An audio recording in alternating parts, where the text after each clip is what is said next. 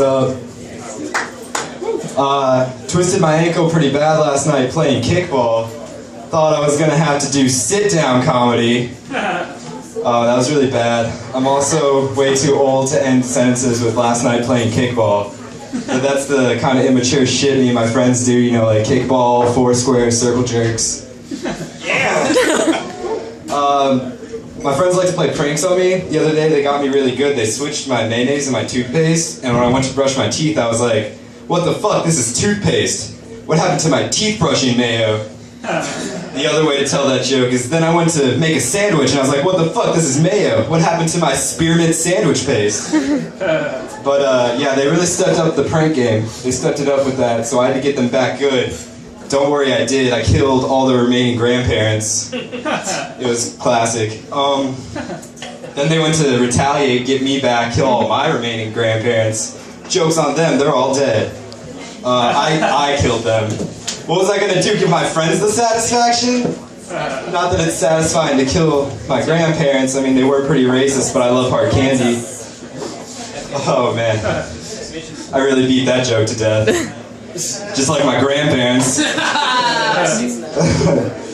Alright, yeah, so really, I like to play pranks, they like to play pranks. I used to do this thing, I'd go to like grocery stores, and I'd dress up as their employees, and I'd like work for a while, like I'd pretend to work, and then as soon as like someone came up and asked me for help, I'd like drop like all the shit I was doing, and be like, I don't work here, and just leave. And I was doing this one time at a Target, and like I was like shelving groceries, and no one came up and asked me for help or anything. So like I just went home at the end of the day and came back the next day, and still no one asked me for help. And this went on for like a couple months, and they like started paying me. And then like finally one day I'm like shelving like soup, and this lady comes up to me and asks me for help. And like I was like, oh yeah, finally my chance to be like, what the fuck, I don't work here. But Margaret had just quit, and I didn't want to hurt my chances at the promotion. So now I'm the night shift manager at Target, and I'm not really sure who's pranking who now. Good one, God.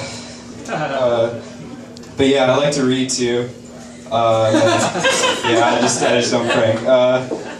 I recently purchased a gently used copy of The Catcher in the Rye, and I haven't started it yet, but the title leads me to believe it's about a baseball player who fucks a piece of bread. And I'll be really disappointed if it's not. Yeah, I like to watch movies and TV too. I have a girlfriend, she's pretty cool, but she doesn't know shit about movies. I get to use this to my advantage, like the other night we were having a fight about something insignificant I did, like leaving dishes in the sink or fucking one of her friends. And it got to the point in the fight where like I had no more arguments left, and she had like so many more arguments left, so you know, I did what anyone would do, I tell her that I love her. And then she goes, you don't know what love is. So like I do what anybody, you know, would do. I hit her with that Forrest Gump quote. I'm like, I may not be a smart man, but I know what love is. And she had no idea what the fuck I was talking about.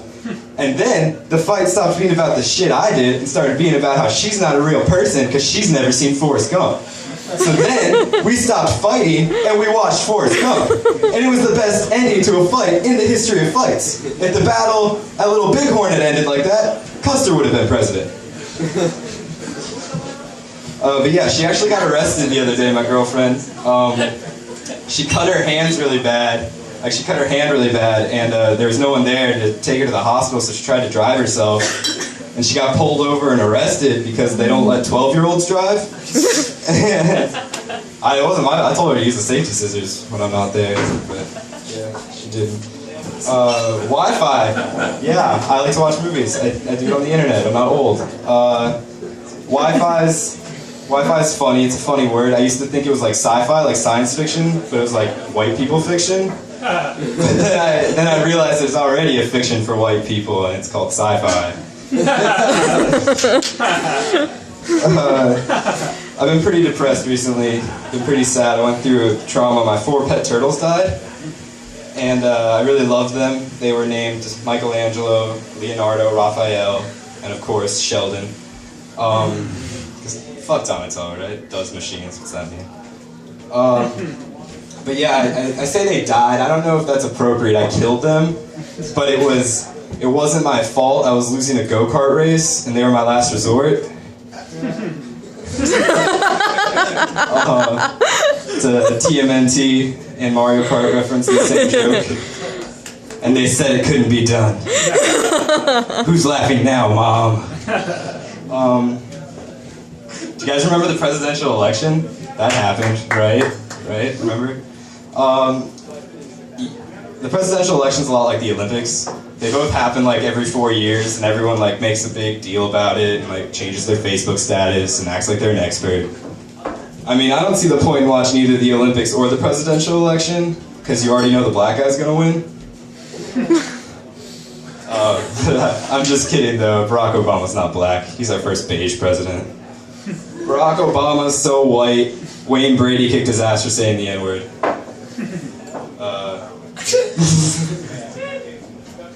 Bill Clinton's our first black president. He ate soul food and fucked thick white bitches. I don't know, did she? But yeah, okay, I'm from Alabama. It's where I moved today, actually. And last time I told this joke there, someone yelled "fuck you, praise Jesus" at me. That's interesting. But here it goes. Religion's weird. 70% of all Americans can believe in an all-powerful God who sent his only son down to do magic tricks. Yet they can't believe it's not butter. Alright, thanks.